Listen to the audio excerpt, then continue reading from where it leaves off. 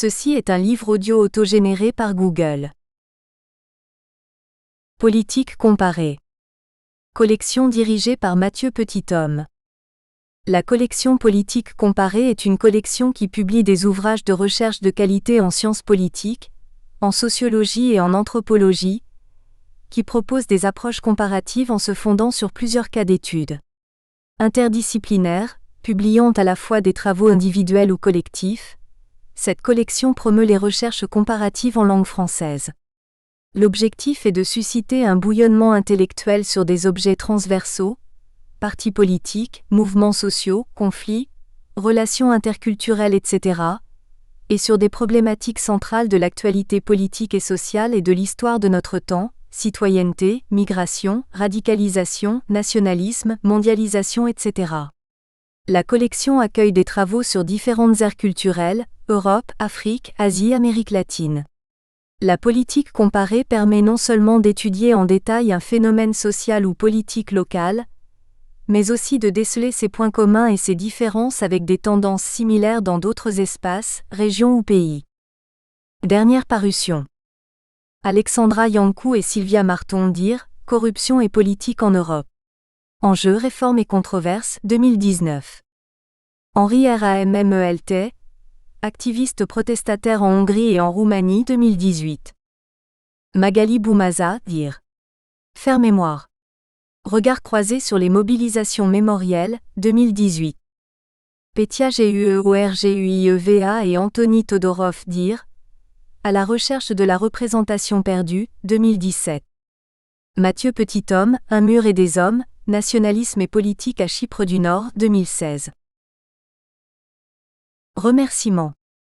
Nous remercions tous les auteurs associés pour leur contribution et leur patience ainsi que celles et ceux qui ont contribué aux phases antérieures du projet. Maria Antonia Pire de Almeida, Antonio Costa Pinto, André Frère et Conceição Ampekito Texera. Nous remercions également Julien Audemars pour son travail de mise en page du manuscrit. Liste des contributeurs. Guia Acornero est professeure assistante en sciences politiques à l'Institut universitaire de Lisbonne, ISCTEIUL, Portugal. Rui Branco est professeur associé avec habilitation, au département d'études politiques de la Nova Université Nouvelle de Lisbonne et chercheur senior à l'IPRINOVA, Portugal. David Castagno est professeur d'histoire contemporaine à la Nova Université Nouvelle de Lisbonne et chercheur à l'IPRINOVA, Portugal. Damien Conil est chargé de recherche au CNRS, juriste et membre de droit international comparé et européen, CNRS et Université de Pau et des Pays de l'Adour.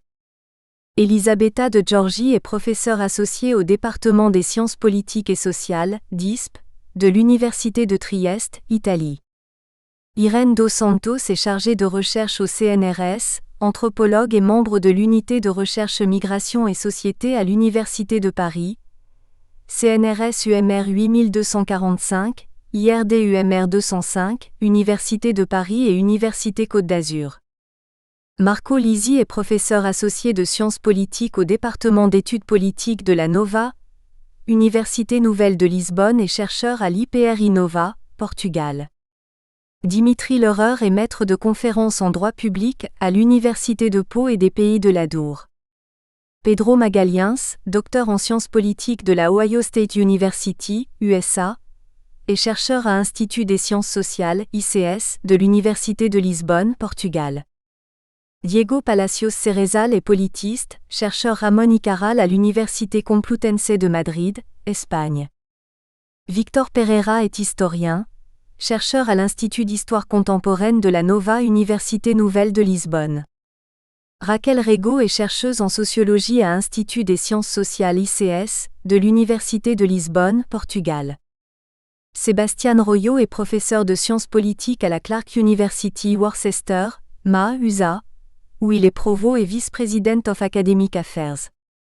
Christophe Roux est professeur de sciences politiques à la faculté de droit et de sciences politiques de l'Université de Montpellier, et membre du Centre d'études politiques et sociales, environnement, santé, territoire, CEPEL, UMR 5112 UMCNRS. Marie-Hélène Savillas-Boa, est maîtresse de conférences en sciences politiques à l'Université Côte d'Azur et membre de l'équipe de recherche sur les mutations de l'Europe et de ses sociétés, ERMESEA 1198. Table des matières. Avant-propos Christophe Roux, Victor Pereira, Marie-Hélène Savilas-Boa. Chapitre 1 Si proche, si loin. Une revue de la littérature francophone sur le politique au Portugal. Irene dos Santos, Victor Pereira, Marie-Hélène Savilas-Boa. L'Estado Novo vu de France. Une coupure entre pays politiques et pays réels?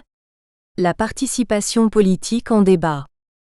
La politique avec les pieds, les migrations portugaises. Chapitre 2 Un pays instable sans histoire? Les changements politiques au Portugal à l'époque contemporaine, Victor Pereira. Un pas limitateur? Au rythme du sabre. Une longue exclusion de la citoyenneté. Chapitre 3 2 ans de révolution, 1974 à 1976, Diego Palacios Cerezal. Signification. Du coup d'État à la révolution. Une nouvelle architecture institutionnelle, présidence, gouvernement, parti. Crise de l'État. La réaction de Spinola. Radicalisation. Gouvernement modéré contre la Commune de Lisbonne, septembre-novembre 1975. Après 1976. Chapitre 4 Les institutions politiques démocratiques. Damien Conil, Dimitri Lehrer. Un schéma institutionnel atypique. Un système de gouvernement singulier. Une démocratie constitutionnelle originale. Chapitre 5 Partis. Caractéristiques du système de partis et élections dans le Portugal démocratique. Marco Lisi. Les partis politiques au Portugal. L'évolution du système de partis portugais. Élections et comportement électoral dans le Portugal démocratique. Chapitre 6 Le pouvoir local au Portugal. 2 siècles de décentralisation. Marie-Hélène Savilas-Boa. La réorganisation d'un système centralisé. Une organisation bipolaire. Un renforcement des pouvoirs locaux. Pluralisation des élites locales ou clôture du champ politique. La domination des influents. Une ouverture contrôlée du jeu politique local. Le local comme espace de politisation. Créer de l'apathie à l'échelle locale. Créer de l'intérêt pour la politique. Chapitre 7 Les citoyens et la politique. Comportement et participation politique au Portugal. Pedro Magalhães. Satisfaction à l'égard de la démocratie et confiance dans les institutions. Les démocrates ambivalents, portugais. La participation politique. Chapitre 8 Syndicats et mouvements sociaux dans la démocratie portugaise. Raquel Rego. Le droit à la libre association et la période exceptionnelle de la Révolution. L'institutionnalisation des mouvements sociaux professionnels. La faiblesse des nouveaux mouvements sociaux. Le mouvement écologiste. Le mouvement des femmes. Le mouvement des consommateurs. Les très nouveaux mouvements sociaux et la crise de 2007 à 08. Chapitre 9 L'économie politique du Portugal dans une perspective orthodoxe, 1980 à 2020.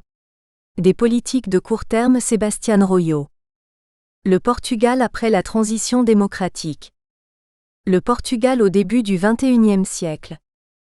Évaluation d'ensemble du programme d'ajustement. La fin de l'austérité. Chapitre 10 Les relations extérieures de la Troisième République. L'Europe, l'Atlantique, la lusophonie. David Castagno.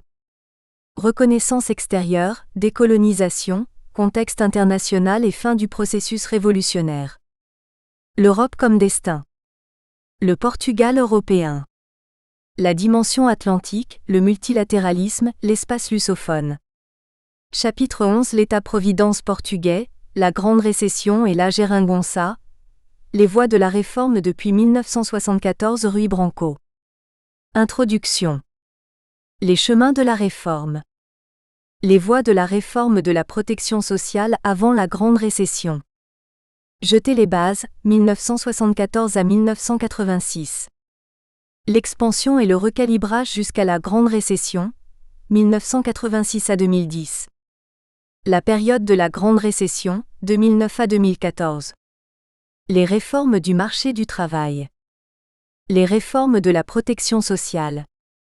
Les retraites. Protection contre le chômage. Filet de protection sociale et familiale.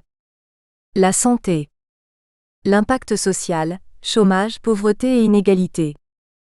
Le gouvernement Geringonça, 2015 à 2019. La fin de l'austérité. Revirement cyclique et structurel. UN agenda de recalibrage expansif et inclusif. Le filet de sécurité sociale et le handicap. L'équilibre travail-famille et l'égalité de genre. La négociation collective. Les travailleurs indépendants. Les travailleurs temporaires et sous contrat, à durée déterminée. Une fracture émerge, la Geringonça et le Code du travail de 2019. Addendum, la crise du Covid au Portugal. Chapitre 12, la maison à qui l'habite. Enjeu du logement au Portugal, Guia à Corneiro. Le logement au Portugal, processus de long terme et dynamique récente. Lisbonne dans la tempête de la gentrification et du tourisme. Changements urbains et nouvelles identités du conflit. Postface les élections législatives de janvier 2022 au Portugal. Un cas encore exceptionnel en Europe du Sud, Elisabetta de Giorgi. Note. Bibliographie. Avant-propos. Christophe Roux, Victor Pereira, Marie-Hélène Savilas-Boa. Ce livre a pour objet d'offrir une présentation synthétique pluridisciplinaire et actualisée du système politique portugais. Résultant d'un effort développé en plusieurs temps et contre-temps, il contribue à une littérature de langue française éclatée dans ses approches et malheureusement très fragmentaire dans l'ensemble. L'inspiration initiale provient d'un précédent volume de synthèse CO-dirigée dans une perspective de sciences politiques sur l'Espagne, Père et Roux, 2016. Le second de ces deux codirecteurs ayant jugé pertinent de répliquer le projet autour du Portugal. Une première architecture avait été travaillée dans le cadre de ce qui devait être une CO-direction avec Antonio Costa Pinto. Ce dernier ayant été contraint à renoncer à cet engagement, l'idée du volume collectif a été conservée en rapatriant la direction en France autour d'un trinôme grâce à une deuxième politiste, Marie-Hélène Savilas-Boa, et à un historien, Victor Pereira, par ailleurs tous deux lusophones. Cette relance a permis, dans une seconde phase, de compléter la composition de l'ouvrage en maintenant le caractère international déjà à l'œuvre dans le volume espagnol, avec ici des auteurs en poste en France, au Portugal, en Espagne, aux États-Unis et en Italie, appelant un travail important de traduction, mais en renforçant sa nature pluridisciplinaire, avec aux côtés de la science politique ici la plus représentée, des regards venus de l'histoire de la sociologie, de l'anthropologie et du droit. Par la suite, les répercussions du contexte sanitaire lié à la Covid-19 ont chamboulé l'organisation du travail et retardé son développement bien davantage que l'équipe ne l'aurait souhaité. Le fait qu'il puisse à présent voir le jour constitue une satisfaction proportionnelle à la grandeur du besoin qu'il y avait à combler, le manque de références de synthèse relatives au Portugal. En effet, dans la partie française de l'espace francophone, le regard savant porté sur le pays ne peut compter sur la même attention que celle reçue par d'autres voisins. Géographiquement périphériques à l'échelle du continent, de dimensions relativement modestes sur le plan démographique ou économique, porté par une langue qui ne bénéficie pas du même engouement en France que l'anglais ou l'espagnol, le Portugal souffrirait des principes implicites de sélection qui contribuent à alimenter les lacunes du savoir. Or, sans même revenir sur l'originalité historique d'une nation parmi les plus anciennes d'Europe, qui a conservé longtemps son indépendance et étendu son influence à travers le globe à l'époque moderne, le Portugal contemporain, et particulièrement celui né de la Révolution des œillets en 1974, après 48 années de dictature, est intéressant à de nombreux égards, en lien étroit avec la France par les migrations, ouvrant le bal de la troisième vague. Les transitions démocratiques, Huntington, 1991. En achevant une décolonisation tardive, se dotant d'institutions parfois relativement originales, à l'instar de son système semi-présidentiel, démocratiquement consolidé puis gravement affecté par la crise qui est s'apostrophe, et développé à partir de 2007 à 2008, il a longtemps su faire preuve de stabilité, sans connaître au cours de la dernière décennie le succès électoral significatif de partis émergents, souvent labellisés comme populistes, qui ont percé chez ses voisins. L'intérêt que le Portugal revêt repose également sur les mutations rapides qu'il connaît depuis 1974, Borges Pereira et Ciblo, 2019, et qui ont profondément affecté sa structuration sociale, l'organisation de l'État portugais ainsi que les politiques sociales adoptées et tout récemment, son système de partis qui scrute l'émergence récente d'une force politique de droite radicale et populiste, Chega entrant à l'Assemblée de la République en 2019, et confirmant sa présence en 2022. L'attrait intellectuel que représente un pays ne se mesure pas à la taille de sa population ou à l'importance de son PIB. Sur ce sujet comme sur d'autres, la comparaison avec le nombre de titres récents offerts en langue anglaise, langue de communication scientifique internationale, est à cet égard édifiante, nourrie à la fois des contributions anglophones originales mais aussi, et pour une part aujourd'hui très significative, des incitations académiques à publier en anglais existant dans beaucoup de pays européens non anglophones, Portugal compris, où les sciences humaines et sociales se sont puissamment développées pendant l'ère démocratique. Le suivi des mutations politiques et socio-économiques récentes apparaît richement documenté, voir par exemple David, 2018, Costa Pinto et Teixeira, 2019, Lisi, Frère et Tsatsani, 2020, Santos et Teles, 2021, De Giorgi et Santana Pereira, 2021. Si ce volume ne saurait à lui seul combler toutes les lacunes, les codirecteurs en sont bien conscients, il aidera sûrement à en résorber certaines en offrant un point de départ pour de futures lectures spécialisées. Nous ne mènerons pas ici une revue de littérature francophone pour l'identifier avec précision, puisque c'est l'objet du premier chapitre rédigé par l'anthropologue Irene dos Santos, Victor Pereira et Marie-Hélène Sá Vilas-Boas. Les auteurs montrent que le politique au Portugal a principalement été observé, en France, pour répondre à des questions significatives pour l'Hexagone, menant à une concentration sur certains enjeux, en particulier la caractérisation de l'État nouveau, et certaines approches fondées sur une conception restrictive de la notion de politique. Victor Pereira poursuit ensuite l'encadrement historique en fixant les grands traits de l'évolution politique portugaise à l'époque contemporaine à partir de 1807, date de l'invasion du Portugal par les troupes napoléoniennes et qui ouvre un cycle d'instabilité politique, alimenté par les divisions entre libéraux et absolutistes, mettant fin à l'Ancien Régime. Le Portugal ne fait pas qu'importer des débats et des idées venant du nord des Pyrénées. Ses institutions sont parfois pionnières à l'échelle européenne. Ainsi, dès 1910, le Portugal est la troisième république du continent après la Confédération helvétique et la France.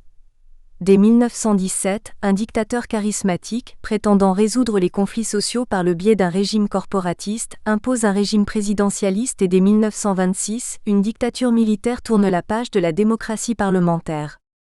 La phase de la transition démocratique saisie sur le temps court de la séquence spécifique allant de la Révolution des œillets à l'inauguration de la Troisième République, est ensuite reconstruite en détail par le politiste Diego Palacios Cerezal. Cette période marque alors la mise en place des institutions démocratiques, dont les structures constitutionnelles sont présentées par les juristes Damien Conil et Dimitri Lehrer, tandis que la dynamique du système partisan est analysée par le politiste Marco Lisi. La configuration institutionnelle et politique du pouvoir local est présentée par Marie-Hélène Sá Vilas-Boas. Son chapitre souligne l'influence réciproque entre les divisions politico-administratives et les relations sociopolitiques en période autoritaire et démocratique. Le politiste Pedro Magalhães présente quant à lui les tendances essentielles des attitudes et comportements politiques des Portugais dans l'ère démocratique, la sociologue Raquel Rego celle de la science des mouvements sociaux au sein d'une société portugaise pourtant réputée pour sa faible propension à la mobilisation. L'historien David Castanho expose la nature des relations extérieures portugaises. La dimension économique et sociale est au cœur de trois contributions, celle de Sebastián Royo, qui offre une vision orthodoxe de la situation économique portugaise rendant compte des contraintes se posant aux gouvernants du pays, celle de Rui Branco, rendant compte des transformations de l'état social portugais depuis la Révolution des œillets, celle enfin, de Guia Acornero, se saisissant de la problématique du logement se posant de façon significative dans le pays. Répétons que ces éclairages partiels ne prétendent pas à l'exhaustivité. Ils sont néanmoins ici réunis dans l'espoir que le Portugal reçoive l'attention qu'il mérite. Notons que le projet a par ailleurs été achevé à la veille des élections législatives de janvier 2022. Il nous a paru cependant indispensable d'inclure, en postface, un compte-rendu de cette dernière consultation analysée par Elisabetta de Giorgi. Chapitre 1. Si proche, si loin. Une revue de la littérature francophone sur le politique au Portugal. Irene dos Santos, Victor Pereira, Marie-Hélène Savilas-Boa. Présenter les travaux publiés en France sur le politique au Portugal peut être perçu comme une entreprise hasardeuse. Le nombre de publications est bien plus conséquent que ce que les auteurs pensaient avant de rédiger cet article. Mais ces travaux étant souvent lus et connus des seuls spécialistes du Portugal, leur visibilité dans le champ scientifique reste limitée. Aussi, l'opération de sélection opérée dans cet article est-elle nécessairement réductrice. En outre, cet exercice isole artificiellement des travaux bien souvent publiés en plusieurs langues, dans des espaces géographiques et scientifiques variés. Une telle entreprise se justifie néanmoins parce qu'elle révèle de l'intérêt et de l'attention scientifique consacrée en France à certains aspects de la vie politique portugaise. Si l'âge d'or du Portugal, c'est-à-dire l'époque des grandes découvertes, a alimenté une série de publications en histoire, le Portugal est régulièrement réinterrogé par diverses disciplines de sciences humaines et sociales pour éclairer des phénomènes politiques variés, tels que les situations autoritaires, les migrations, l'engagement politique, etc. Jusqu'à une période récente, le Portugal contemporain a essentiellement été pris comme terrain d'étude pour répondre à des questions qu'intellectuels, chercheurs et militants se posaient en France en fonction du contexte scientifique et politique de l'Hexagone. Si la tendance à étudier le politique au Portugal pour d'autres raisons que pour en saisir ses logiques propres s'est estompée, nous verrons qu'elle a influé sur le choix des thèmes et des approches privilégiées pour penser cet objet. Pour que cette revue de la littérature ne se résume pas en un exercice de citation, il nous a fallu, d'une part, circonscrire une période de l'histoire portugaise sur laquelle portent les travaux étudiés et d'autre part, retenir une définition du politique. Nous avons ainsi fait le choix de présenter la littérature réalisée sur la période républicaine, initiée en 1910, poursuivie formellement du moins par l'État nouveau, et renouvelée suite à la Révolution des œillets. Une telle périodisation met bien évidemment de côté tout un pan de la très riche littérature relative à l'histoire la plus connue du Portugal, celle qui porte sur ses expéditions maritimes et le processus de colonisation de territoires dans les Amériques, l'Afrique et l'Asie. Toutefois, c'est précisément pour interroger un Portugal contemporain moins connu que cette revue de littérature se borne à l'étude des XXe et XXIe siècles. Ce choix temporel s'est en outre accompagné d'une délimitation du territoire portugais. Bien que jusqu'en 1974, le Portugal constitue un empire ancré dans plusieurs continents, notre attention portera essentiellement sur les travaux centrés sur le territoire métropolitain quelle que soit la période considérée. Si la période historique et le cadre géographique retenu sont restrictifs, la définition du politique sur laquelle nous nous appuyons est, elle, extensive, Buton et al. 2016, Le Gall et al. 2012. Elle est d'abord entendue dans son acception la plus classique, c'est-à-dire comme une activité sociale spécialisée et différenciée, menée dans un champ politique doté d'une autonomie, bien que relative. Mais elle est également envisagée sous l'angle de son ordinaire, des appropriations par le bas des institutions et discours politiques, Bayard et al. 1992. Dans cette perspective, le politique inclut d'abord les rapports profanes aux politiques, émanant d'acteurs éloignés du champ politique.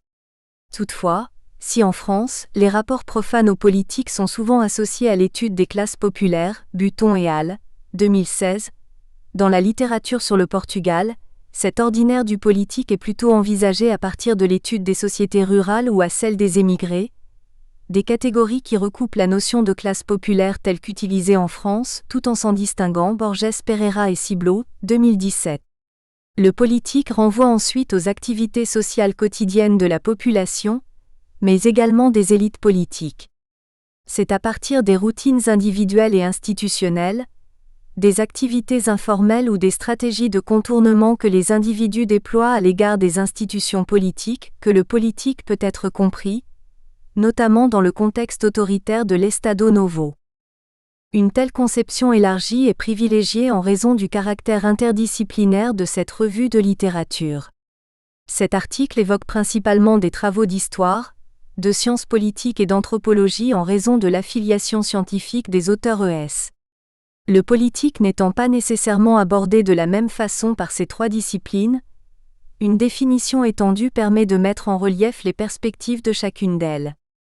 Mais cette définition étendue s'est également imposée durant cette confrontation disciplinaire car le politique est bien souvent introuvable dans la littérature francophone sur le Portugal, du moins lorsque l'on s'écarte des objets les plus explicitement politiques, à savoir les régimes, les gouvernements, les transitions démocratiques, etc. Le constat d'une relative évacuation du politique autour d'autres thèmes majeurs de la littérature, tels que les migrations ou les sociétés rurales, dépend d'abord des traditions disciplinaires.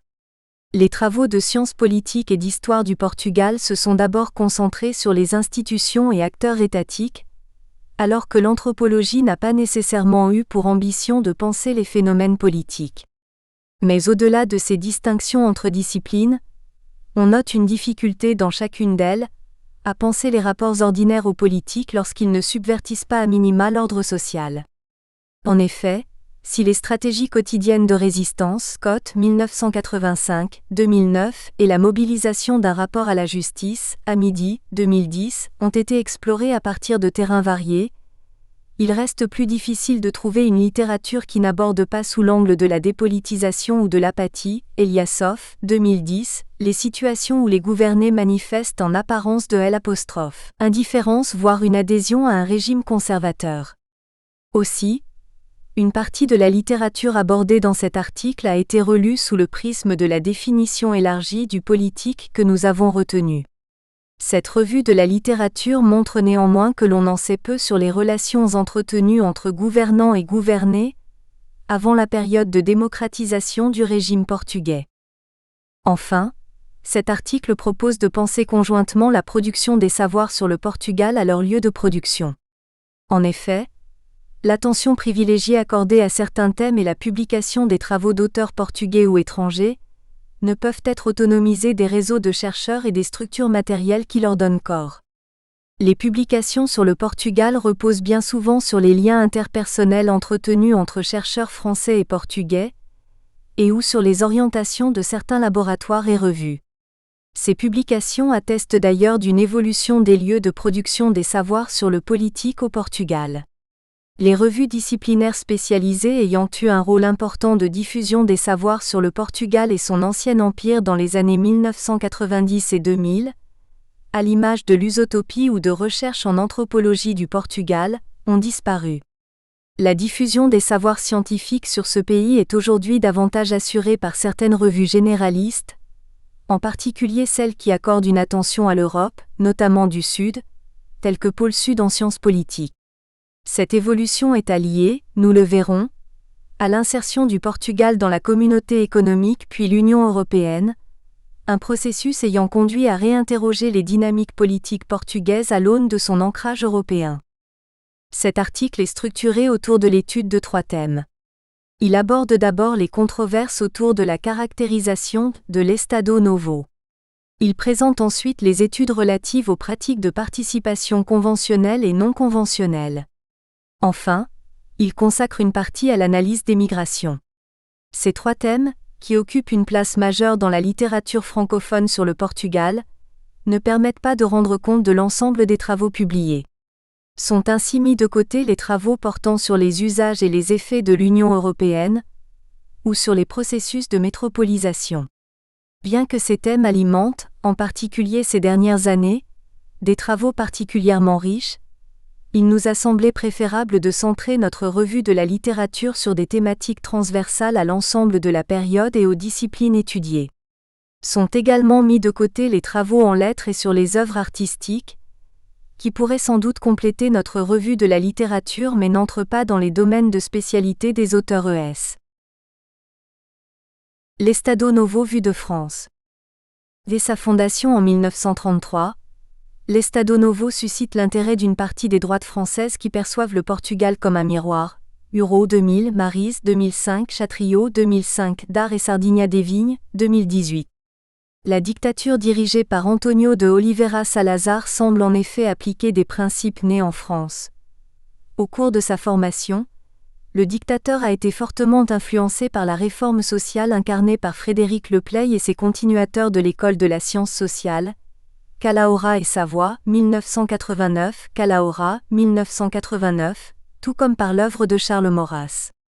Beaucoup veulent ainsi voir dans l'Estado Novo, qui prétend construire progressivement un État corporatif basé sur la collaboration des classes sociales, reniant les principes individualistes du libéralisme, supprimant les syndicats libres et réprimant le mouvement ouvrier, une application d'idées nées dans l'Hexagone. Le régime apparaît comme un antidote contre le communisme et une alternative tant à la démocratie parlementaire qu'aux dictatures fascistes et nazies. Journalistes et écrivains se rendent ainsi au Portugal, souvent par l'entremise du Secretariado da Propaganda Nacional dirigé par Antonio Ferro, et à leur retour en France tressent les louanges de Salazar qui aurait mis fin à l'anarchie dans laquelle le pays se trouvait depuis le début du XXe siècle. Dans les années 1910 à 1920, une partie de la presse française se plaisait à présenter le Portugal comme le pays des révolutions et des coups d'État permanents. Le terme portugalisé était alors parfois utilisé comme synonyme de vassalisation, le Portugal étant censé être le vassal de la Grande-Bretagne. La capacité de Salazar à rétablir l'autorité de l'État, à défendre la souveraineté du pays et à réduire la participation politique, vue comme nocive par ses observateurs conservateurs craignant la révolte des masses, selon l'expression de José Ortega y Gasset, explique ce vif intérêt pour le Portugal. Le retour de l'ordre, qu'il soit financier, économique et politique, et l'extinction des passions politiques sont surtout expliquées par le génie du dictateur et le bien fondé de sa politique corporative et non pas par la répression menée par l'armée et par la police politique.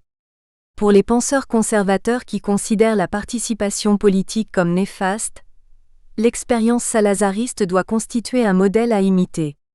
L'académicien Claude Farrer présente ainsi le Portugal de Salazar comme une terre de paix, d'ordre, de prospérité et de bonheur, d'où toute politique est exclue. Georgel, 1981 sur 263. Le contexte politique et intellectuel français explique cet intérêt pour le corporatisme portugais. Le constat d'une démocratie parlementaire et d'un État libéral en crise, Rousselier, 2015, menacé tant par le communisme que par le fascisme, impose un questionnement récurrent sur la réforme de L', État qui ne se limite pas à un renforcement du pouvoir exécutif pour éradiquer les carences du parlementarisme, mais passe aussi par une réflexion approfondie sur une réforme économique et sociale, mettant en jeu de nouveaux types de représentation politique et professionnelle et pouvant déboucher sur des propositions de type corporatiste. Dar et Sardinha des Vignes, 2018 sur 284. Le spectre des intellectuels se penchant sur le cas portugais est large et compte des personnalités influentes. Ainsi, François Pérou, auteur en 1938 du livre Capitalisme et communauté de travail, Pérou 1938, qui lui assure une forte notoriété, Chavagneux, 2003, Cohen 2006, entretient une correspondance avec Antonio de Oliveira Salazar et Marcelo Caetano. Pérou écrit à ce dernier, l'un des principaux doctrinaires du corporatisme portugais, Castilho, 2012, pour lui assurer qu'il souhaite vivement que nous restions en relation ayant pu constater que nous sommes en accord profond sur l'essentiel. Cette attention pour le corporatisme portugais s'accroît encore sous le régime de Vichy, qui prétend également appliquer une troisième voie entre socialisme et libéralisme et imposer la collaboration de classes au détriment de la lutte des classes. Par exemple, peu après la victoire allemande en juin 1940, André Delef, avocat à la Cour d'appel de Poitiers, écrit au ministère des Affaires étrangères portugais car il désire préparer un doctorat sur l'Estado Novo. Ce choix semble découler non d'un questionnement scientifique mais d'affinités idéologiques. La fermeté si intelligente et si humaine avec laquelle il Salazar a réorganisé les finances du Portugal et rétabli l'ordre général dans ce pays, l'habileté avec laquelle il maintient aujourd'hui sa patrie en paix au milieu d'un monde bouleversé ont vivement frappé mon esprit.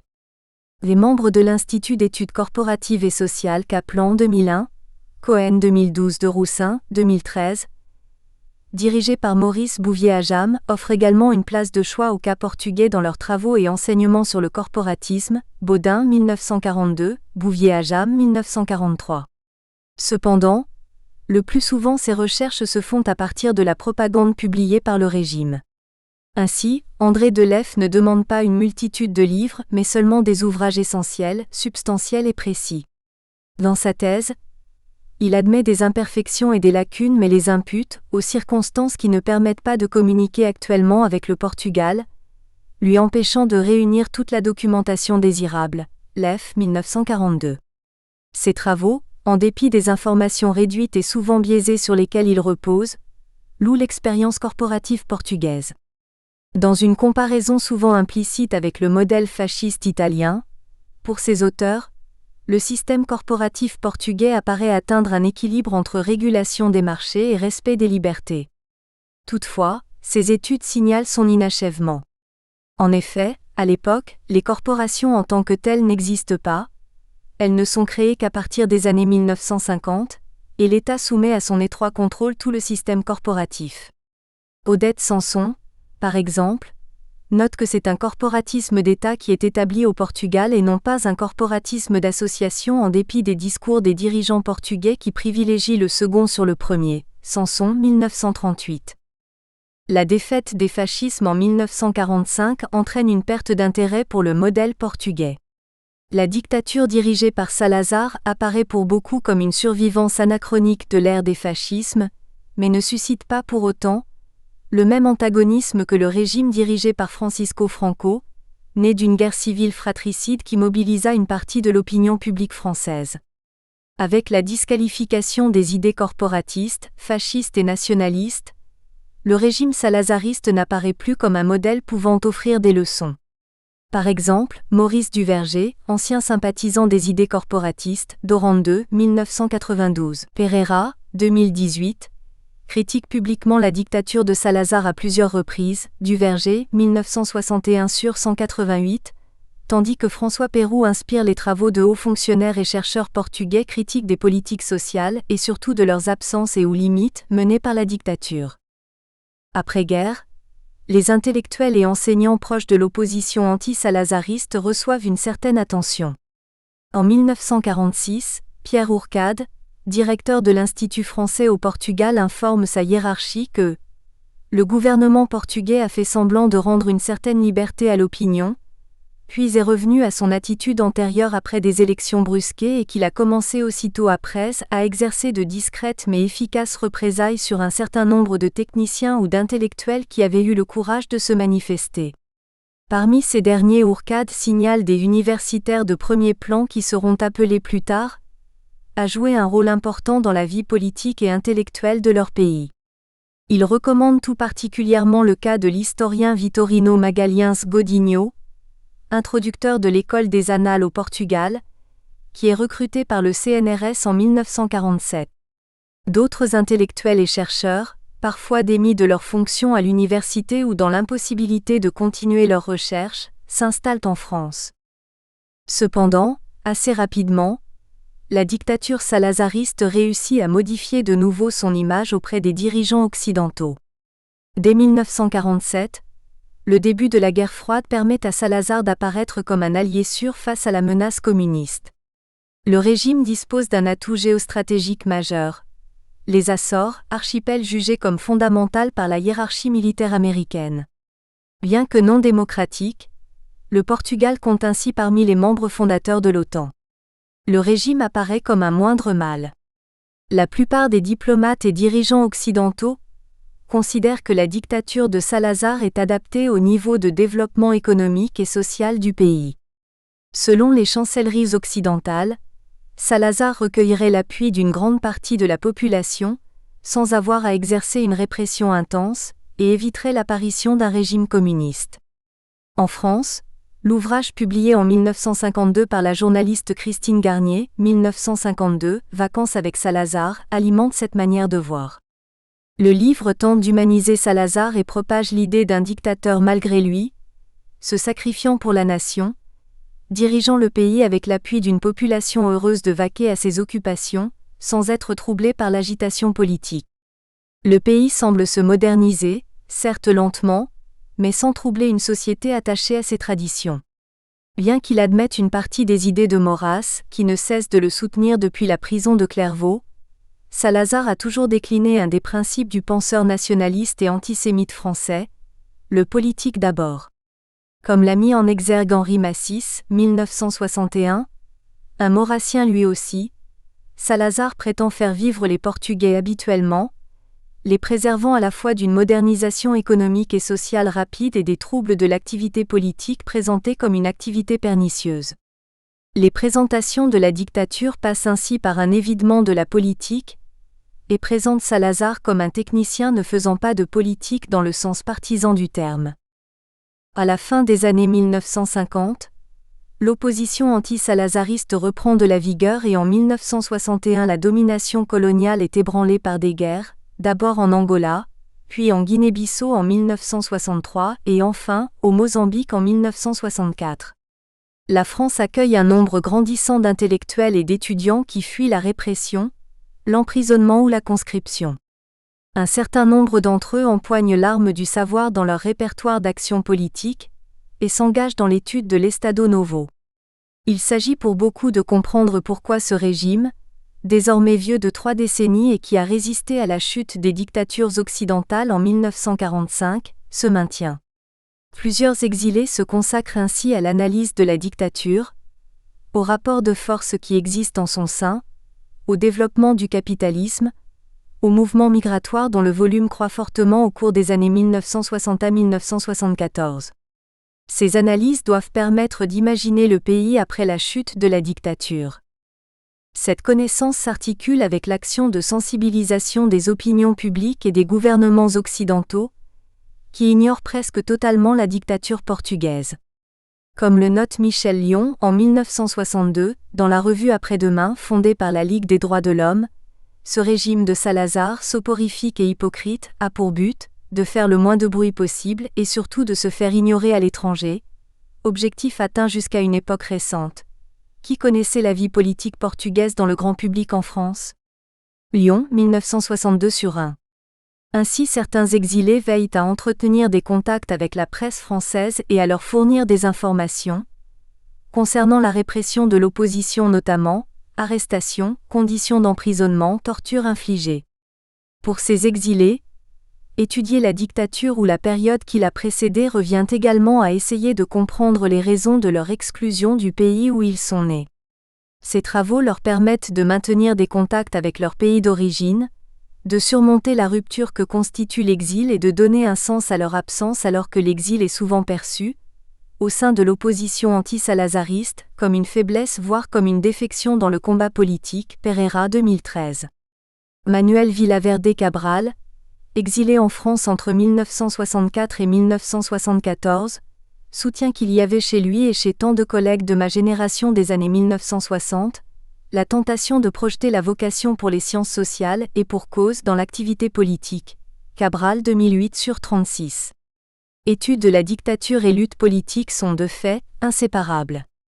Ainsi, au sein d'universités françaises, plusieurs exilés entreprennent des thèses qui s'articulent avec leur combat politique. C'est par exemple le cas de plusieurs membres de la revue Quadernos de Circunstancia publiée entre 1967 et 1970 à Paris, à laquelle collaborent Manuel Villaverde Cabral, Fernando Medeiros, João Freire, Alfredo Margarido ou Jorge Valadas qui mêlent dans un contexte intellectuel marqué par le structuralisme, plusieurs approches disciplinaires, histoire, sociologie, économie. Plusieurs d'entre eux mènent leurs recherches avec des hispanistes, comme l'historien marxiste Pierre Villard, professeur en histoire économique et sociale à la Sorbonne. S'ils se tournent vers des hispanistes ou d'autres historiens non spécialisés sur le Portugal, c'est qu'à l'époque, les enseignants-chercheurs s'intéressant à l'histoire et à la littérature portugaise sont surtout spécialistes de la période dite des grandes découvertes comme Frédéric Moreau, Léon Bourdon ou Jean Aubin. Les contemporanéistes sont plus rares et se penchent plutôt sur le XIXe siècle comme Albert Silbert et Georges Boisvert, ou sur la Première République, 1910 à 1926 comme Alain-Albert Bourdon. L'histoire de l'Estado Novo est alors absente de l'université française, et a fortiori du Centre culturel portugais inauguré en 1965 dont le premier directeur, Joaquim Verissimo Serrao, est un historien conservateur proche de Marcelo Caetano. Le Centre culturel, avec lequel collaborent la plupart des lusitanistes français, se consacre plutôt à une érudition académique concentrée sur la Renaissance, les découvertes et l'expansion maritime, une ère perçue comme l'apogée de l'histoire du Portugal, Ramos, 2015/35. Ce n'est qu'à partir des années 1980, quelques années après la Révolution des œillets, que le centre rompt avec elle l'éloignement de l'actualité, Ramos, 2015/40, et commence à aborder résolument le XXe siècle. Certaines de ces thèses préparées par des exilés en France posent la question de la nature du régime salazariste et reviennent sur la question du corporatisme qui avait suscité de nombreuses interrogations quelques décennies auparavant. Ainsi Manuel de Lucena, exilé à partir de 1963, d'abord à Rome puis à Paris, soutient en 1971 au sein de l'Institut de sciences sociales du travail de l'Université Paris 1, un mémoire sur l'évolution du système corporatif portugais, Lucena 1971. Il montre ainsi le décalage entre les discours et leur application. Comme les observateurs français des années 1940 l'avaient déjà noté, c'est un corporatisme fortement étatique qui a été appliqué. L'État contrôle étroitement l'économie et laisse peu de liberté aux différents acteurs. Plus qu'une collaboration de classe, c'est un système liberticide qui a été édifié. Les travailleurs ont été privés de toute possibilité de défendre leurs droits. Les grèves et les manifestations sont interdites et le système corporatif ne permet pas l'énonciation de leurs revendications. Ce travail de Lucena est, dès 1976, publié en portugais et marque le champ des études du salazarisme, notamment à partir de sa définition du régime comme un fascisme sans mouvement fasciste, Lucena 1976. Le 25 avril 1974 est le processus révolutionnaire qui s'étend jusqu'au 25 novembre 1975 suscite une curiosité médiatique et intellectuelle. Les interrogations sur le modèle politique, économique et social portugais s'insèrent dans les débats français autour de l'autogestion, les nationalisations et le totalitarisme, Pereira, 2016.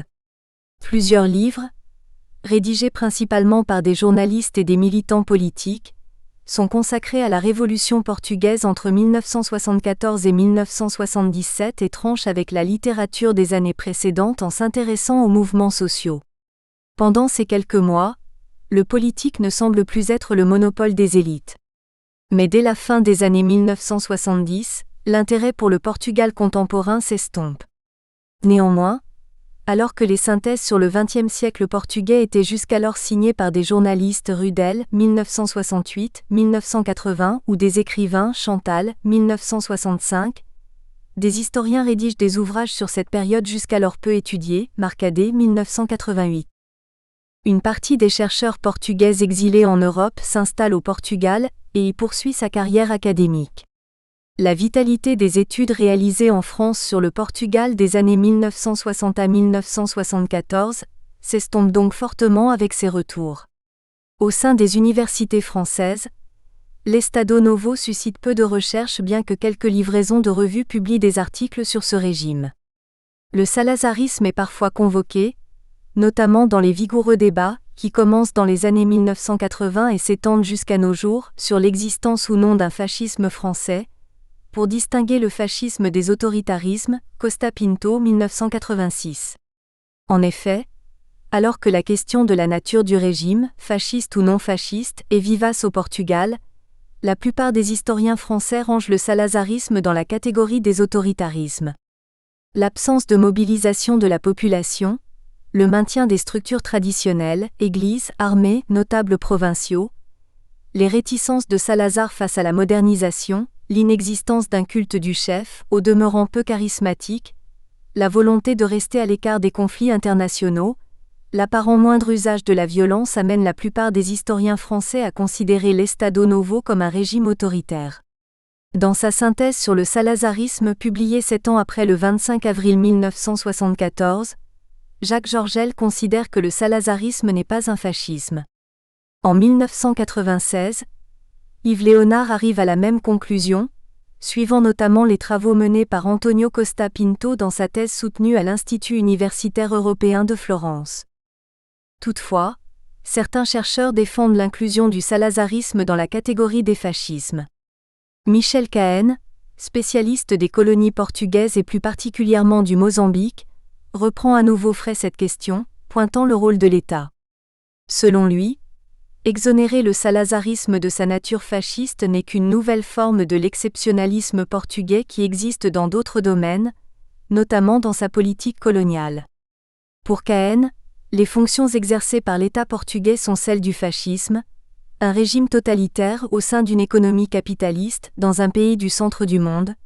Cahen 2009 sur 91-92. Néanmoins, on peut faire le constat, après plusieurs décennies de débats et de controverses qui se sont notamment exprimés publiquement à l'été 2012, lors d'une historique estrette des historiens portugais, Menezes 2012, que ces obsessions classificatoires, qui ne disent rien des modes de gouvernement et de l'exercice concret du pouvoir, Hibou 2011, perdent de leur portée heuristique. En effet, ces travaux se concentrent surtout sur les discours, la propagande. Plusieurs ouvrages ont été ainsi consacrés au Portugal à Antonio Ferro, et se focalisent sur Salazar et dans une moindre mesure sur Marcelo Caetano. En dépit de travaux récents qui questionnent le rôle de l'État et les relations de pouvoir pendant l'Estado Novo, Monteiro, 2016, s'appuyant sur des études de cas de politique publique, le questionnement sur la nature du régime conduit à négliger les pratiques étatiques tout comme les rapports sociaux et délaisse de nombreuses sources, tant écrites qu'orales, Domingos et Pereira, 2010. Une coupure entre pays politiques et pays réels ? La participation politique en débat. Le regard porté sur le régime portugais jusqu'à la fin de l'Estado Novo a en partie conditionné la manière dont la participation politique a été pensée. Jusqu'aux années 1980, ce thème est principalement abordé dans des travaux de synthèse portant sur l'histoire du Portugal, sur l'Estado Novo et dans une moindre mesure sur l'organisation socio-économique des sociétés rurales. Mais il est évoqué pour analyser d'autres enjeux, le régime, la dictature ou les rapports sociaux au local.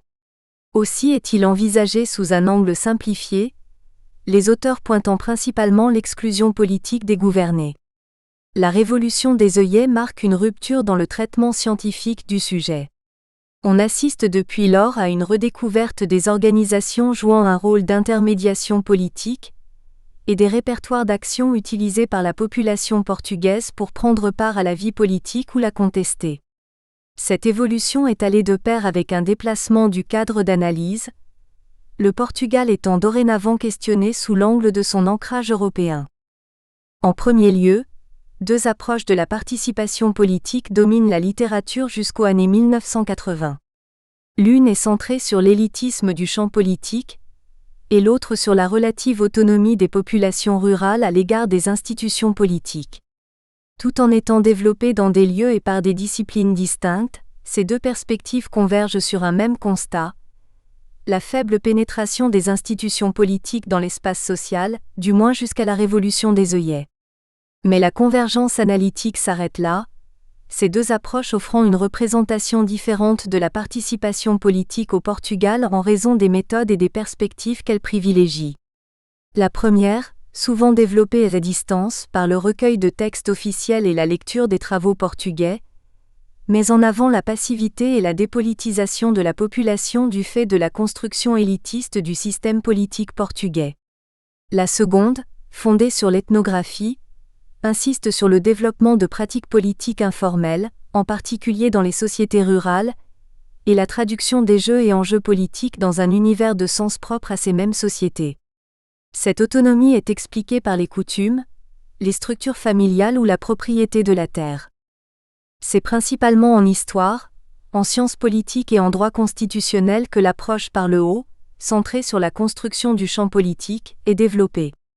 Cette perspective ne peut être associée à un courant de recherche mais est abordée dans des travaux éclatés, qui portent soit sur le Portugal exclusivement, soit sur les régimes autoritaires.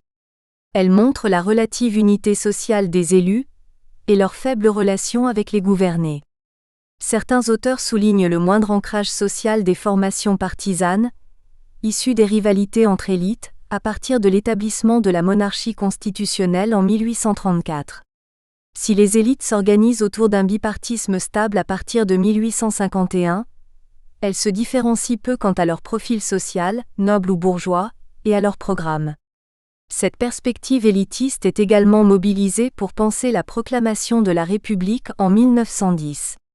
Le renversement de régime est décrit par certains comme un processus par le haut, mené par un parti républicain sans solides assises sociales, Marcadet 1988/33, qui ne réussit pas à mobiliser une classe ouvrière réduite et peu organisée, Durand 1992/195-196.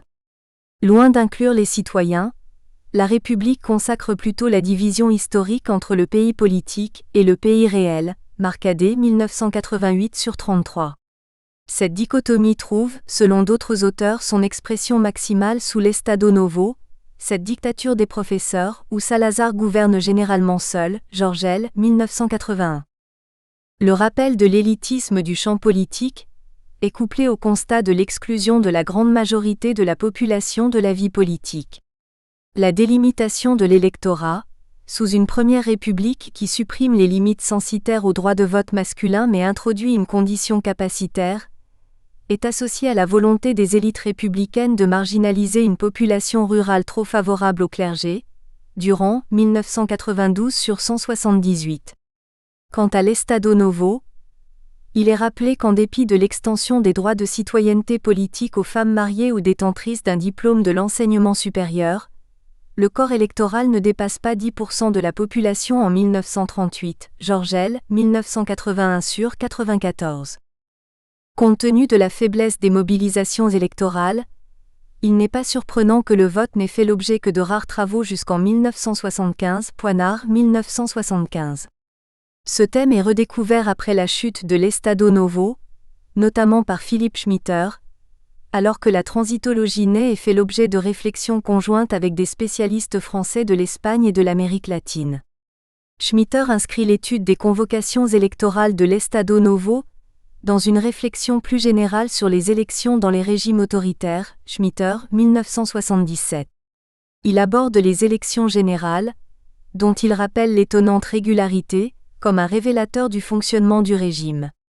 Les élections représentent d'une part un moyen de construire une coalition dominante avec les segments d'une élite politique divisée et avec les fractions rivales de la classe économique dominante. D'autre part, elles permettent de désarticuler toute coalition rivale potentielle entre les éléments d'une contre-élite nationale dispersée et les composants des classes économiques dominées. Selon Schmitter, les élections n'ont de sens que pour les seules élites, générant un désintérêt généralisé à leur égard au sein de l'électorat, qui se traduit par une non-inscription massive sur les listes électorales. Parce qu'elles se concentrent essentiellement sur le champ politique, ces approches ne renseignent que peu sur le rapport aux politiques des gouvernés tout en donnant une image généralisée de passivité ou de soumission à un ordre dictatorial. Peu de dialogue existe alors avec les études d'anthropologie sociale et de sociologie rurale. Dans un contexte de développement de l'ethnologie européenne, le Portugal, pays à dominante rurale au début des années 1960, intéresse certains ethnologues français, dont Isaac Chiva, bras droit de Claude Lévi-Strauss au laboratoire d'anthropologie sociale, Collège de France, EHESS, CNRS, spécialiste de l'ethnologie des sociétés paysannes européennes et particulièrement intéressé à comparer la Roumanie dont il était originaire et le Portugal. Il convainc alors Colette Callier-Boisvert, ethnologue brésilianiste, d'y mener des recherches, Callier-Boisvert, 1966-1967-1968. Cette chercheuse contribue à la création de la Revue d'anthropologie du Portugal, qui constitue, de 1989 à 2004, un support de diffusion des recherches menées en France et au Portugal sur la société portugaise contemporaine. Bien que les études de ce second corpus n'abordent pas spécifiquement le thème de la participation politique, elles n'en proposent pas moins un ensemble de réflexions autour des appropriations par le bas du système politique, en particulier durant l'Estado Novo. Plus précisément, les spécialistes d'études rurales mettent en évidence la pénétration partielle de l'Estado Novo, c'est-à-dire son organisation institutionnelle, son projet conservateur et ses représentants, dans le quotidien des campagnes. Ils insistent sur l'autonomie, sans doute surestimée, durant 1991, des communautés rurales les unes à l'égard des autres mais aussi envers le droit et les institutions. L'anthropologie lie la relative autarcie des campagnes avec la prise en charge collective, par les habitants, de certaines missions traditionnellement exercées par les pouvoirs publics.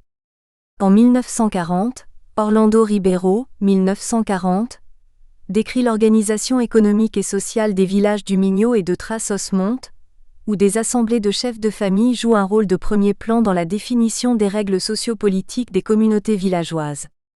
S'appuyant sur la coutume, ces assemblées remplacent localement l'administration centrale de l'État.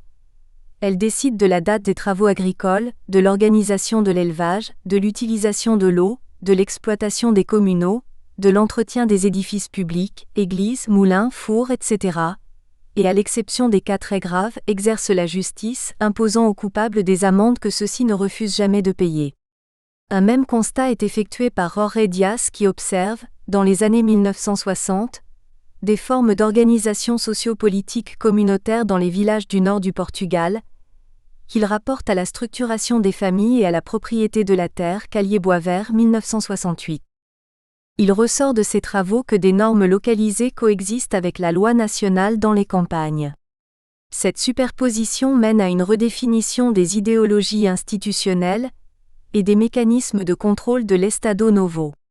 Aussi, pour plusieurs anthropologues, le conservatisme de la culture et de l'idéologie du régime à l'égard des femmes, appelées à rester au foyer et à investir leur rôle de mère, Pimentel, 2011, est contrebalancé par le matriarcat de certains villages du nord-ouest ibérique, une thèse toutefois contestée, Cabral, 1992. La faible pénétration des lois et normes édictées par l'État dans les milieux ruraux est expliquée par le filtre que constitue la religiosité populaire, distincte des dogmes officiels de la religion catholique, dans la compréhension des institutions politiques, Santo, 1979, 1983, Silva e Costa, 1988. Le rapport d'obéissance aux élites politiques et administratives dépend dans cette perspective, d'une traduction, empreinte de religiosité, que les paysans font des institutions et acteurs politiques. Il ne signifie donc pas nécessairement un soutien au régime. La prégnance des normes familiales, religieuses et coutumières génère donc des pratiques informelles, qui échappent au cadre et contrôle étatique, Géraldès, 1991. Ces perspectives offrent une lecture beaucoup moins passive du rapport que les gouvernés entretiennent avec la vie politique. Mais elles éludent le travail d'encadrement effectué par les agents de l'État et n'interrogent que peu l'influence de l'action publique sur le quotidien des gouvernés. Ces deux approches connaissent une série d'inflexions suite à la Révolution des œillets, qui marque une rupture dans le champ politique portugais mais également quant au regard porté en France sur le Portugal, confère Infra. Durant la démocratisation du régime, des travaux de deux types se développent. En premier lieu, les études sur les mouvements sociaux portugais se diffusent en France. D'abord centrées sur le processus révolutionnaire et certains des enjeux qui le caractérisent, en particulier la réforme agraire, Trigo de Abreu, 1982, Lafont, 1982, Barreto, 1986, Drin, 1989. L'étude de l'action collective s'étend par la suite aux diverses périodes historiques. Elle permet de revisiter certaines conceptions jusqu'alors dominantes, en particulier la naissance par le haut de la Première République et la faiblesse des oppositions à l'Estado Novo. Plusieurs auteurs pointent la diffusion des idées républicaines, que ce soit au sein des organisations féministes naissantes, Couto Potache, 1982, ou dans les milieux ouvriers urbains dont la mobilisation passe par les centres républicains, Léonard, 2016. À l'échelle du quartier industriel d'Alcântara à Lisbonne, Frédéric Vidal rappelle l'absence de mouvements politiques de masse mais signale l'existence de plusieurs associations de quartiers socialistes, républicaines ou anarchistes ainsi que la multiplication de grèves, Vidal, 2006. L'étude des répertoires d'action utilisés depuis la Première République, allant de l'organisation associative, Rétif 2013, à la violence politique, Palacios Cerezal, 2004, a ainsi permis de relativiser l'image de passivité de la population. En outre, l'étude du soutien mais aussi de la contestation des catholiques sous l'Estado Novo montre la complexité des relations entre le régime autoritaire et le catholicisme, Cardoso et Hanley, 2004, Almeida, 2016. En second lieu, la singularité de la transition portugaise alimente une série de réflexions dans le cadre de la transitologie puis la consolidologie. Certains auteurs marxistes, à l'image de Nikos Poulantzas, 1975, s'appuient sur les transitions en Europe du Sud, parmi lesquelles le Portugal, pour penser le rôle des alliances et des conflits entre groupes sociaux dans les processus transitionnels. D'autres abordent l'impact des politiques économiques sur les processus révolutionnaires, Colm, 1976. Les transitologues, en particulier Philippe Schmitter, 2009, mobilisent une perspective comparative, d'abord centrée sur l'Europe du Sud puis élargie à l'Europe de l'Est, pour montrer le caractère aléatoire de la transition elle-même, par là, le rôle qu'y jouaient ces acteurs de façon aussi bien volontaire qu'accidentelle. En se concentrant sur les acteurs politiques et sociaux, leurs conflits et alliances durant les processus de transition et de consolidation démocratique, ces deux sous-champs ont favorisé une remise en cause de la dichotomie, jusqu'alors dominante entre les États et la société, les élites et le peuple au Portugal. Certaines études récentes sur l'action publique et politique portugaise attestent du dépassement de cette division, à l'image des travaux portant sur l'État au concret, autour des politiques migratoires ou du logement par exemple. En montrant le caractère hétérogène et contrasté des institutions et agents de l'Estado Novo, elles rompent avec l'image d'un dictateur tout-puissant et d'une population soumise, Pereira, 2012, Nune, 2013, Borges Pereira et Queiroz, 2013. L'influence réciproque des institutions, acteurs politiques et organisations de la société civile est également explorée au travers de l'étude du rôle joué par la répression ou des politiques publiques sur l'émergence de nouveaux acteurs politiques, à Cornero, 2013b. Mais la redéfinition du regard porté sur la participation politique ne remet pas en cause certains constats relatifs au champ politique portugais. Pedro Tavares de Almeida et Antonio Costa Pinto montrent qu'en dépit des changements de régime, on observe bien une relative continuité du profil social des élites, Almeida et Costa Pinto 2005. De plus, dans la période contemporaine, l'assise sociale des partis politiques, qu'ils soient de cadre ou de masse, reste faible, Maguan 2007, Lisi 2009.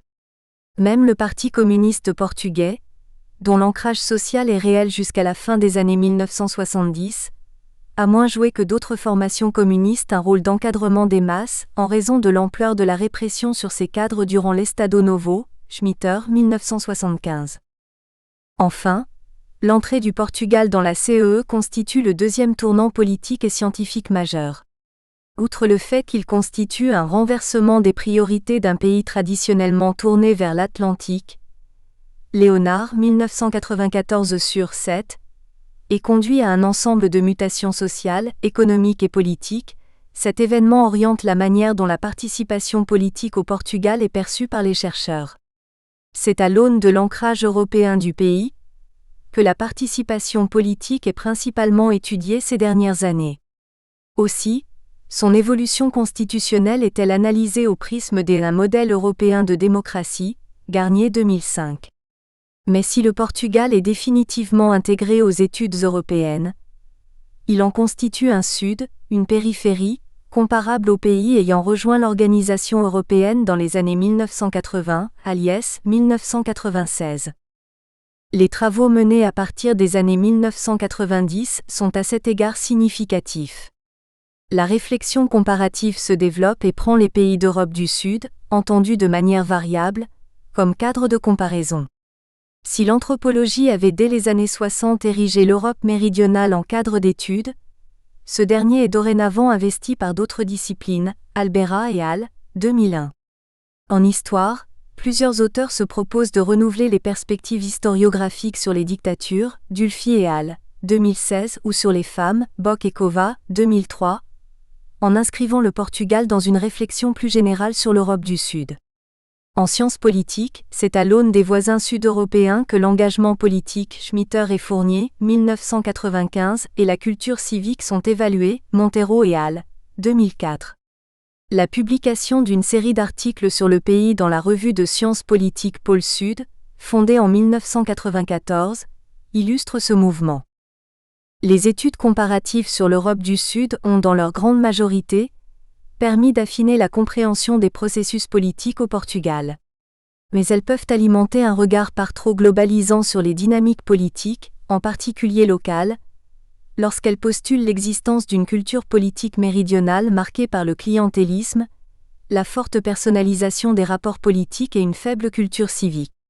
Dès le lendemain de la Révolution des œillets, Guy Hermet, 1979 sur 127-128, invitait à interroger l'évidence de supposés facteurs communs, tant en ce qui concerne la formation des sociétés et États nationaux que la structure présente des pays d'Europe du Sud. Parce que, pour ne prendre que ces deux exemples, la construction des États nationaux espagnols et portugais diffère fortement, tout comme leur processus d'industrialisation et d'urbanisation, cette ère culturelle reste très hétérogène. Et si Guy Hermet rappelle que bien des aspects justifient le rapprochement analytique souvent opéré entre pays méditerranéens, une meilleure connaissance de ce pays et de la littérature scientifique reste nécessaire pour comprendre la singularité d'un pays trop souvent perçu comme un simple appendice parfois encombrant de l'Espagne, source d'illustrations plus ou moins exotiques. Léonard, 1994 sur 12. Le thème des migrations des Portugais, que nous allons à présent développer, montre d'ailleurs que les rapports sociaux et politiques au Portugal dépendent d'influences multiples, que l'on ne peut donc réduire à une culture politique méridionale. La politique avec les pieds, les migrations portugaises. Les travaux publiés sur la migration portugaise, s'ils évoquent relativement peu les liens formels des migrants aux politiques, interrogent les contextes historiques, sociaux et politiques dans lesquels ces phénomènes migratoires prennent forme et qu'à leur tour ils transforment. Un premier corpus constitué de travaux précurseurs en anthropologie sociale et sociologie rurale au Portugal contribue à une approche du politique par le bas, informel, à travers l'étude d'une société paysanne européenne très hiérarchisée. Ils analysent à l'échelle locale les causes structurelles d'une émigration séculaire et de ses impacts sur l'ensemble de la vie sociale et politique, en s'intéressant notamment au moment de la réintégration temporaire des émigrants dans les villages d'origine, aux liens d'interconnaissance, à la participation aux fêtes familiales et municipales, autant d'éléments qui interrogent, même en creux, l'appartenance à une communauté locale. Cette même problématique est posée à un autre niveau d'analyse, celui du national et du diasporique, dans un second corpus de travaux consacré à l'étude des politiques d'émigration dans la longue durée, Alpern Pereira, 1980, Magalhães Godinho, 1978, Poinard, 1991, et des politiques de l'identité, Vallée de Almeida, 2000, menées à destination des Portugais résidant à l'étranger. Si l'émigration participe, de manière instrumentale, de la réinvention d'une nation, ancien empire européen, qui continue de s'imaginer comme pluricontinentale, Feldman Bianco 1995, c'est la question du type d'appartenance des individus qui est posée, les formes de solidarité n'étant en général pas d'ordre politique, Auriol 2004. Des travaux, publiés dans la revue du groupe Anthropologie du Portugal, sont consacrés aux questions d'organisation sociale paysanne, de hiérarchie sociale et de parenté. S'ils n'ont pas porté directement sur l'émigration, ils ont néanmoins montré comme dans cette société profondément inégalitaire et aux hiérarchies sociales rigides, l'émigration a structuré l'organisation sociale et remodelé les rapports de pouvoir au quotidien, relations entre hommes et femmes, entre élites locales et émigrants de retour. La société rurale portugaise reposait sur une division sexuelle du travail agricole, permettant de longues absences masculines. Les femmes étaient enracinées dans la terre, maîtresses dans leur casa, maisons et maisonnées simultanément, où, compte tenu de l'absence fréquente et prolongée de l'homme, elles occupaient une position particulière. Certains auteurs y ont vu l'existence d'un matriarcat dans le nord-ouest du Portugal, analyse prise à contre-pied par l'anthropologue portugais João Pina Cabral, 1992 à 1994, 2004, qui montre néanmoins l'existence d'une préférence matrilatérale plus ou moins marquée dans la reproduction des liens familiaux, dans les pratiques d'héritage, chez les populations paysannes du nord littoral du pays, Uxori localité préférentielle y étant fortement liée à la tradition d'émigration masculine. Ces recherches ont sans doute influencé certains travaux menés sur les femmes immigrées portugaises en France, l'émigration s'étant féminisée dès le milieu des années 1960, leur place dans le groupe domestique et leur émancipation en contexte migratoire par le biais du travail et de rapports sociaux construits avec la société d'installation, Lévy 1977, Callier-Boisvert 1978 à 1979, Leandro 1995A, 1995B, L'été 1999, Condon 2000 et Espírito Santo 2014. Aux côtés des anthropologues, les géographes, sociologues et démographes se sont à leur tour intéressés aux impacts de l'émigration initialement envisagée comme temporaire et dont les rentrées d'argent ont pesé de façon décisive sur la vie économique et politique du pays. Leurs travaux fondés sur des enquêtes de terrain menées auprès des migrants évoquent la multilocalité de ces familles migrantes et leur va-et-vient entre les lieux d'installation en France et les villages d'origine. Rocha Trindade, 1973, Charby, Illy et Poinard, 1997. Les retours temporaires constituent des moments de retrouvailles entre membres de parentèles séparés par l'émigration et de réinscription dans un espace social par le biais de la parenté, au sens large, mobilisés dans la célébration des baptêmes et des mariages dont le calendrier a pu être temporairement adapté aux mobilités des émigrants. Illy, 1996, Muñoz, 1998, Callier-Boisvert, 1999.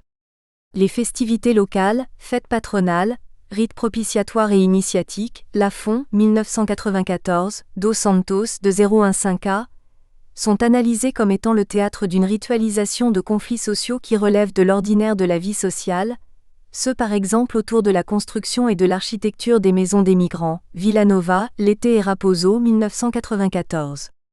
Elles sont aussi des scènes ritualisées d'évocation d'événements politiques locaux et ou nationaux, passés et présents, et d'expression de lutte de pouvoir local, lorsque par exemple les émigrants y jouent un rôle de premier plan en tant que mordomos, responsables, organisateurs et financeurs de fêtes, charges honorifiques qui engendrent et illustrent un renversement dans les rapports sociaux.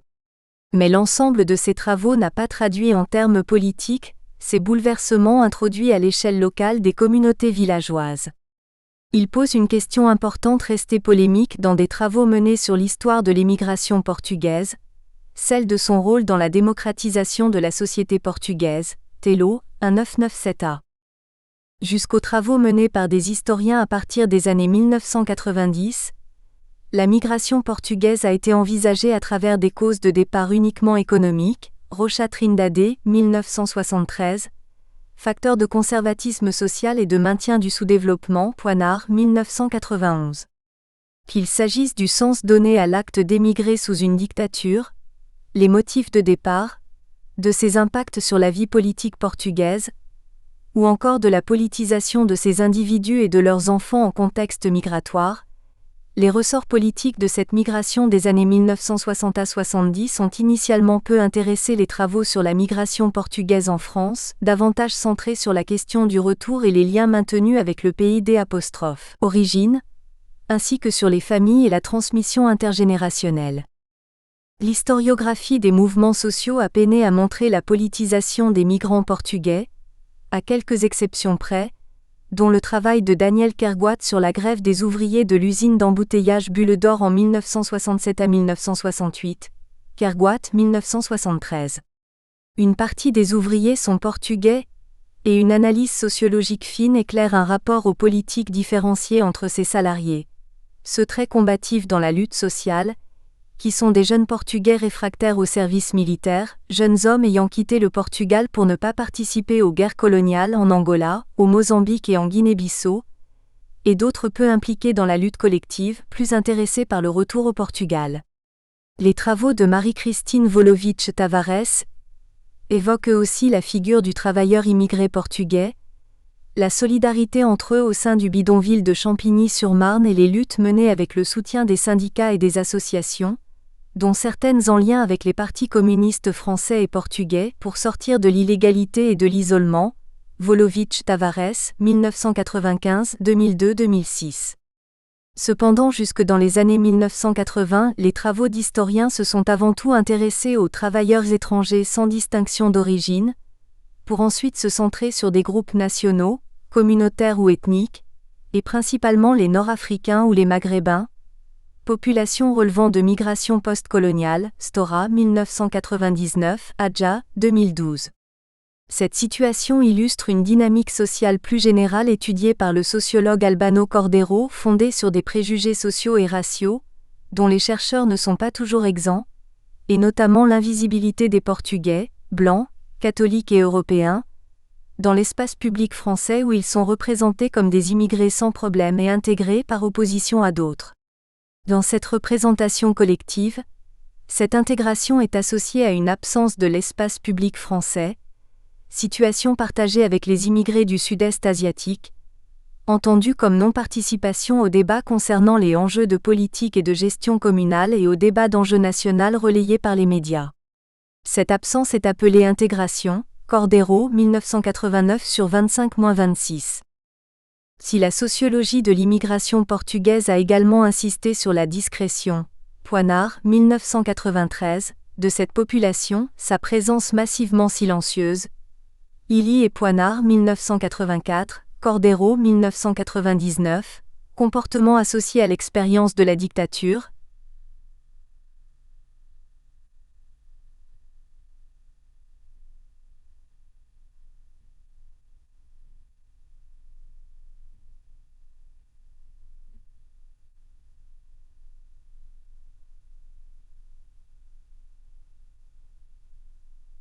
un paradoxe, Cordeiro, 1989.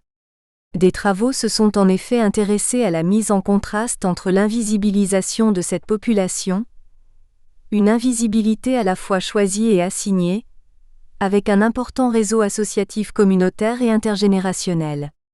Celui-ci a assuré la solidarité entre des migrants isolés au sein de la société française, puis la continuité d'une identité portugaise à travers la langue, le folklore, la religion, le football, accent aigu approprié en contexte migratoire, Calier-Boisvert, 1978, Illy et Poinard, 1985, Cordeiro, 1989, Cravo, 1995, Pereira, 2003, Étienne, 2015. À distance de l'image du paysan analphabète et apolitique ayant incorporé l'idéologie nationaliste salazariste, les fameux 3F, football, Fatima, Fado, ce dernier ayant été remplacé en émigration par le folklore, et la Saudade, Lille, 1999, ces travaux rendent compte d'une plus grande diversité de la création culturelle, Oriol, 1984, 1988, Barbara et Al, 1989, Munoz, 2002, de mobilisation militante autour de la condition d'immigrés à l'initiative notamment de jeunes qui en sont issus et qui se sont formés politiquement dans des associations françaises comme la Fédération des associations de solidarité avec les travailleurs immigrés, FASTI, ou la Jeunesse ouvrière chrétienne, JOC, et des associations portugaises très à gauche, Pingo, 2005, Cordeiro, 2005, ainsi qu'U'. Une plus grande diversité des figures de migrants portugais.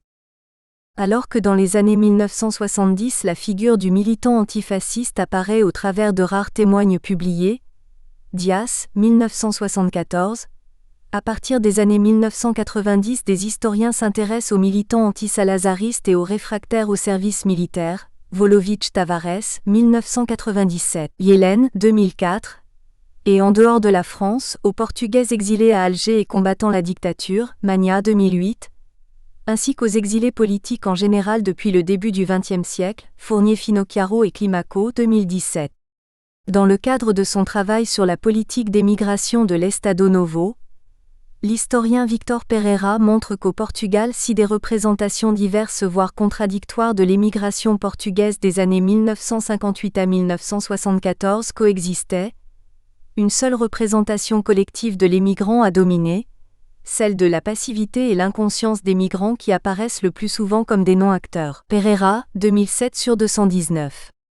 Une image de l'émigrant largement imbriquée aux enjeux politiques des gouvernements successifs, dont a résulté une occultation par les élites du régime de la charge politique de l'émigration, même clandestine, Pereira, 2007 sur 227. Pour l'historien, si l'émigration ne peut être analysée comme un acte de résistance, elle participe néanmoins dans le monde paysan étudié. Répertoire de la résistance quotidienne, dans lequel toute confrontation directe avec l'État ou les groupes dominants, moyens ou grands propriétaires, employeurs, notables locaux est évitée mais qui permet quelquefois de rendre plus supportables les conditions de vie ou la domination économique et symbolique. L'émigration était la seule façon d'exprimer un mécontentement, la prise de parole étant quasiment impossible ou ayant un coût trop important. Grève, manifestations réprimées, Pereira 2007 sur 230-232. Ces travaux montrent aussi comment l'émigration à l'échelle locale a déstructuré les dynamiques sociales et rompu le status quo sur lequel reposait le régime dictatorial. Enfin, en s'intéressant à la manière dont l'Estado Novo a encadré l'émigration et tenté de mener une politique des exportations de la peur, pour éviter la contamination politique des émigrants, Pereira, 2012, c'est aussi un autre regard posé sur la non-politisation, entendue comme intérêt et compétence politique, de cette émigration qui est proposée. Des travaux relevant de la géographie, de l'histoire et de l'anthropologie politique ont cherché à analyser les liens construits entre l'État portugais et ses nationaux de l'étranger à partir de la chute de la dictature en 1974.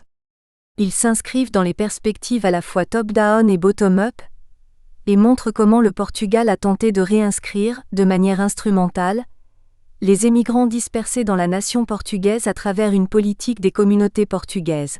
Représentation parlementaire depuis 1976, droit de la nationalité, droit de vote aux élections législatives et présidentielles, création des apostrophes. Une chaîne de télévision, Oriol, 1984-1988, Rocha Trindade, 1999-2014, D'Acunha, 2009.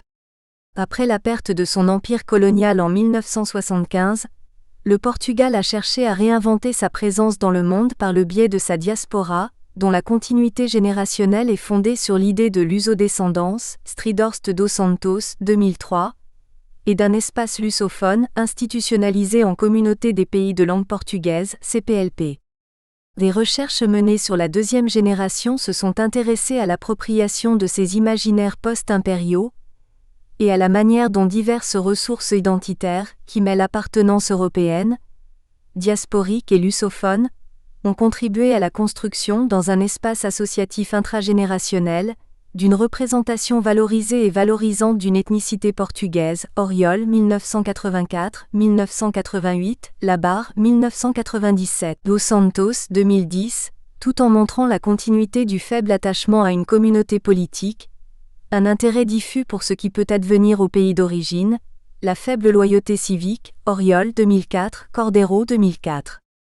Ces associations constituées par des jeunes Français d'origine portugaise, luso-descendants ou luso-français, en position de mobilité sociale ascendante et ayant construit des liens au-delà du niveau local des villages d'origine de leurs parents, ont aussi été des espaces de politisation pour certains de ces individus dans les sociétés françaises et portugaises, Pingo, 2005, quelques-uns des leaders associatifs étant devenus des interlocuteurs institutionnels, ambassadeurs des communautés portugaises, Dos Santos 2007.